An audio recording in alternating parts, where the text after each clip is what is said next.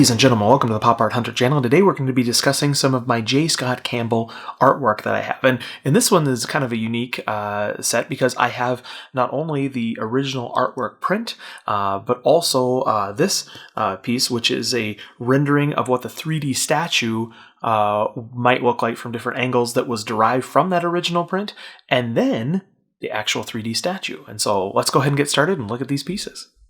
So this is the 2D print from that first Fairytale Fantasy series that J Scott Campbell did. I think this is, one of the pieces I remember seeing first that kind of started that popularity of that series. And it's, the Little Mermaid. It's a nighttime scene. You see the ship in the background, and again the lighting and the water and things like that is really cool.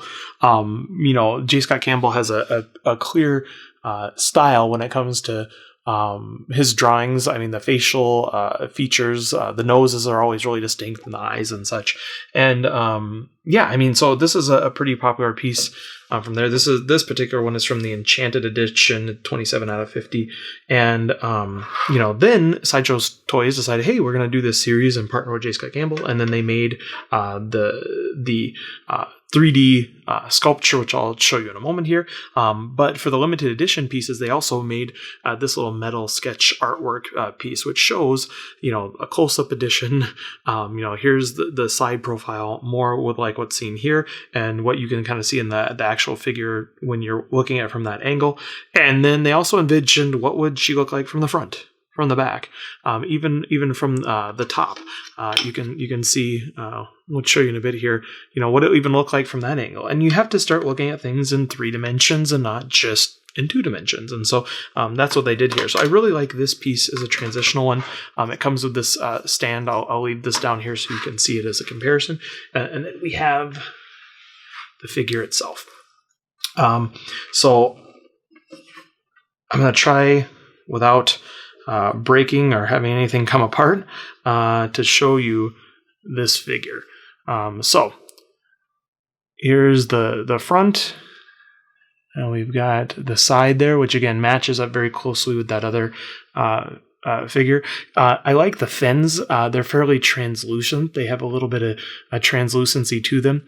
And then again, even looking at this particular piece, from the top, and then looking at that top version right here, you can kind of see how they had to plot and plan, like, what is this going to look like? How are we going to put this into 3 dimensions? And again, displaying these together, I have this print hanging on the wall, and then I have the statue right next to the, this kind of transitional piece, and I think it all works really well together. Sideshow Collectibles does a really good job with all their statues. And this is a kind of unique collection, taking some of that 2D comic book art style and putting it into a 3D figure.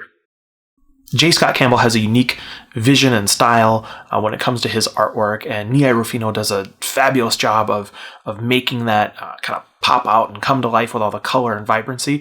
And then Sideshow Collectibles really did a great job of helping bring this into a 3D model. And I think that process is kind of unique, from seeing a 2-dimensional poster and then all of a sudden it gets converted to a 3D figure. I mean, you never really thought of those angles, and you never thought of what it would look like from the other direction. I remember hearing an interview with Trey Parker and Matt Stone from South Park, and they were talking about the video game Stick of Truth when they were first doing it. And when they made that was the first time that they actually sat down and looked at what the town was mapped out like. Like, where was this particular house in the town? Where was this? Because they always had these establishing shots, and they never really had to know where things were located in relationship to another thing. And I think that's similar to this process of taking something 2-dimensional and then thinking, well, what does it look like from the backside? What does it look like from this angle? What does it look like if you're above? And, being able to make that to that 3D model is really cool. And I really like the metal limited edition piece of artwork that came to kind of show, it's almost a transitional piece between those two objects. It says, okay, here's the original,